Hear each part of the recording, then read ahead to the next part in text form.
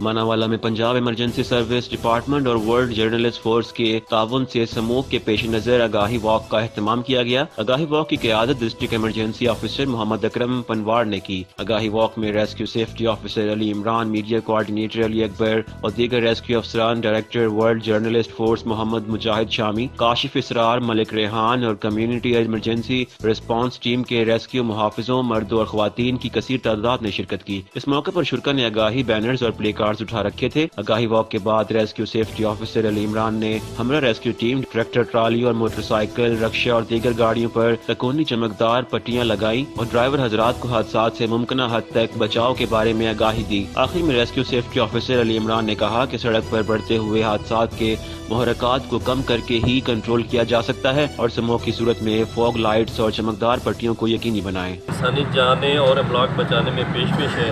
ہم اپنے بانی ڈائریکٹر جنرل ڈاکٹر رضوان نصیر صاحب کی سرپرستی میں اور ڈسٹرکٹ ایمرجنسی آفیسر محمد اکرم پنوار صاحب کی زیر سایہ آلریڈی اس میں ہم نے جو ہے سیفٹی مہم شروع کی ہوئی ہے، آپ لوگوں کے تعاون کے ساتھ ہی۔